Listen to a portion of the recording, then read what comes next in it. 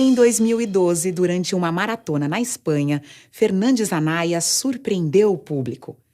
Ele era o segundo colocado da prova quando viu o queniano Abel Mutai, que liderava com folga, diminuir o ritmo a poucos metros da vitória por achar que já havia cruzado a linha de chegada. O que fez o espanhol? Ao invés de aproveitar a oportunidade para vencer a corrida, alertou o concorrente e o empurrou até a vitória. Um jornalista veio com o microfone e disse assim: "Por que você fez o que fez?" E o menino espanhol disse: "Fiz o quê?" Ele não compreendeu a pergunta. Ele tem valores de conduta em que essa pergunta não faz sentido. O jornalista insistiu, disse: "Mas por que o senhor fez isso?" Ele disse: "Isso o quê?" Ele não compreendeu, ele não achou que houvesse outra coisa a fazer do que aquilo que ele houvera feito. O jornalista insistiu: "O senhor deixou ele ganhar?" Ele disse: "Eu não deixei ele ganhar, ele ia ganhar." Mas ele falou: "Então, mas ele estava distraído." Ele disse: "Então, se eu ganhasse desse modo, qual seria o mérito da minha vitória? O que é que eu ia pensar de mim mesmo, quieto, sem câmeras?" Aliás, ele disse uma coisa mais interessante: se eu subisse no pódio, no lugar de número 1, qual seria a honra da minha vitória? Qual seria a dignidade do meu sucesso? Mas aí ele disse a coisa mais bonita que eu vi em 2012. Ele disse: se eu fizesse isso, o que eu ia falar para minha mãe? Sabe por quê? Porque a mãe é o último reduto que você não quer envergonhar.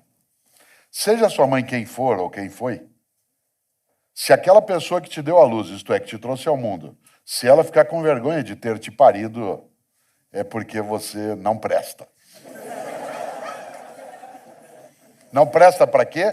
Para conviver, para estar junto, para ser gestor público ou privado, para ser professor, para ser marido ou esposa, para ser amigo ou amiga. A mãe é o último reduto. Pode parecer romântico, mas a vergonha, ela tem uma fonte matricial, que é o mais fundo do teu eu, que é aquilo que te gerou. Não quero fazer aqui um tolo elogio à questão da maternidade em si. Eu estou falando de outra coisa. Aquilo que você não quer envergonhar. Immanuel Kant, grande filósofo alemão do século XVIII, tem uma frase que é estupenda.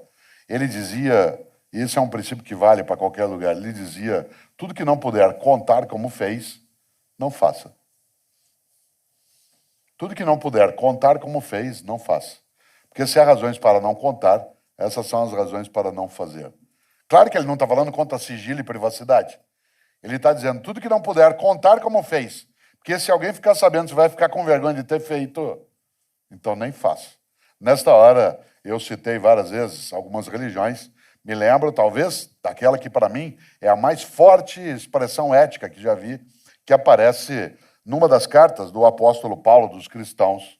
Está lá no capítulo 6, versículo 12. O apóstolo dos cristãos escreveu: tudo me é lícito, mas nem tudo me convém.